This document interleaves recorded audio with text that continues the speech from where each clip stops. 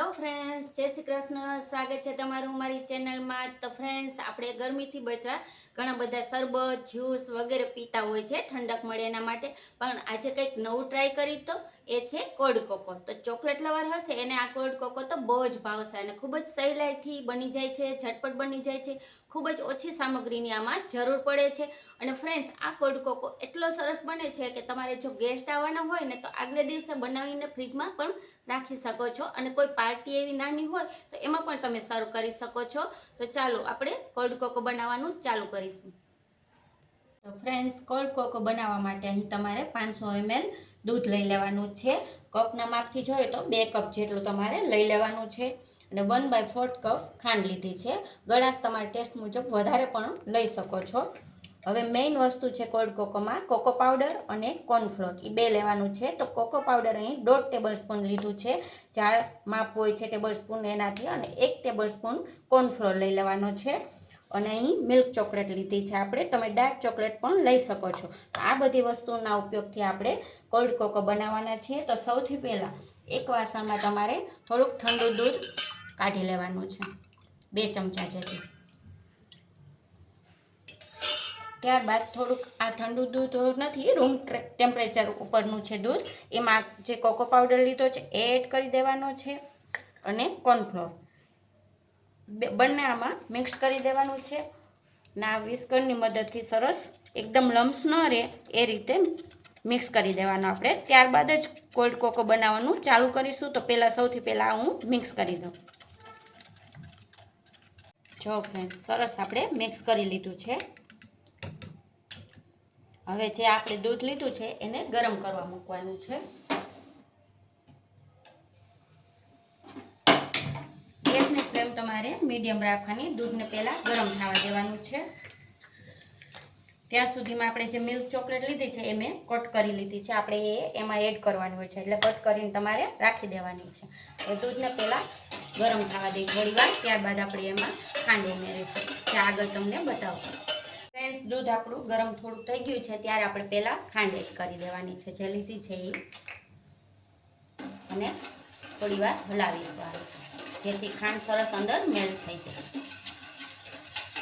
ગેસની ફ્લેમ તમારે slow to medium જ રાખવાની, ફાસ્ટ ગેસે નહીં કરવાની. ખાંડ સરસ ઓગળી જાય ત્યારબાદ જ આપણે જે મિક્સર તૈયાર કર્યું છે કોકો પાવડર અને કોર્નફ્લોરનું એ એડ કરીશું આપણે. સરસ ખાંડ ઓગળી ગઈ છે.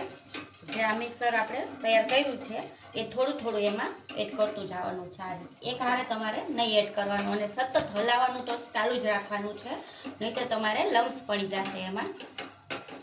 આ રીતે હલાવતા જવાનું.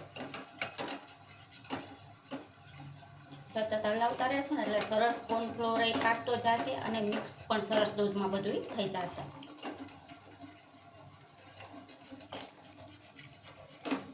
બધું જ મિક્સર બનાવ્યું હતું એડ કરી દીધું છે.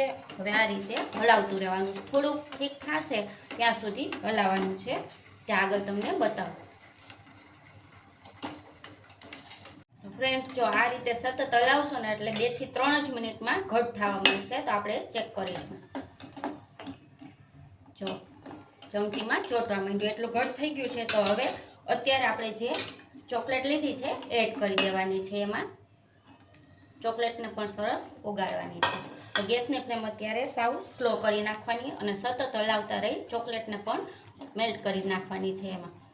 ચોકલેટ તો ફરજિયાત નાખવાની, એનાથી જ સરસ કોલ્ડ કોકોનો ટેસ્ટ આવતો હોય છે. તો બસ આ ચોકલેટ મેલ્ટ થઈ જાય ને એક ઉભરો આવી જાય ત્યાં સુધી હલાવવાનું છે. એટલે આપણો કોલ્ડ કોકો બનીને તૈયાર છે. પણ તું સર્વ કરવા માટે નથી તૈયાર, એના માટે હજી એને બની જાય ત્યારબાદ આપણે ઠંડુ થવા દેવાનું છે, જે આગળ તમને બતાવું હું. જો ફ્રેન્ડ્સ, આપણે ચોકલેટની સરસ પાકી ગઈ છે. આપણે જે કોલ્ડ કોકો બનાવી છે એને એક ઉભરો આવી ગયો છે. તો અત્યારે તમારે ગેસની ફ્લેમ બંધ કરી દેવાની છે.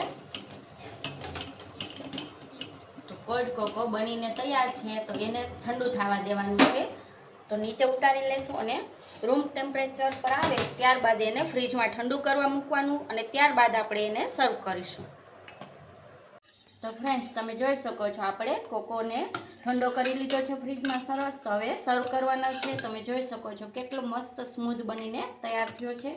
જોતાં જ મોઢામાં પાણી આવી જાય છે ને એવો સરસ બને છે. તો સર્વ કરવા માટે તમારે એક ગ્લાસ લઈ લેવાનો છે અને સૌથી પહેલાં એમાં આઈસ ક્યુબ આપણે તોડીને નાખવાના છે, જેથી સરસ મિક્સ થઈ જાય. એમાં થોડા આઈસ ક્યુબ લઈ લઈશું.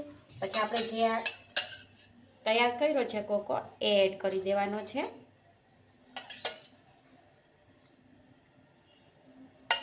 આ રીતે છેક સુધી ગ્લાસ આપણે ભરી લેશું.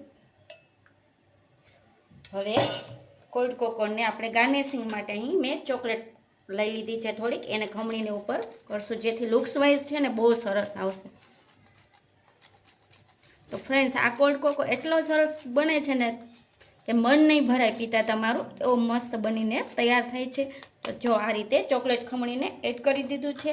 હવે એમાં આપણે થોડા કાજુ લઈ લીધા છે ઝીણા કટ કરીને ગાર્નિશિંગ માટે, એનો પણ તમે યુઝ કરી શકો છો અને તમને અંદર નાખવા હોય તો એમાં પણ નાખી શકો છો. તૈયાર છે આપણો કોલ્ડ કોકો. તો ખૂબ જ સહેલાઈથી અને ઓછી સામગ્રીમાં બની જતો, ગરમીમાં ખૂબ મોજ પડી જાય એવો કોલ્ડ કોકો બનીને તૈયાર છે. તો એકવાર તમે જરૂરથી આ કોલ્ડ કોકો ટ્રાય કરજો આ ગરમીમાં. મારો આ રેસીપી જો ગમી હોય તો વિડીયોને લાઇક અને શેર કરી દેજો, ચેનલને સબસ્ક્રાઈબ કરી દેજો. ફરી મળીશું નવા વિડીયોમાં. Thank you.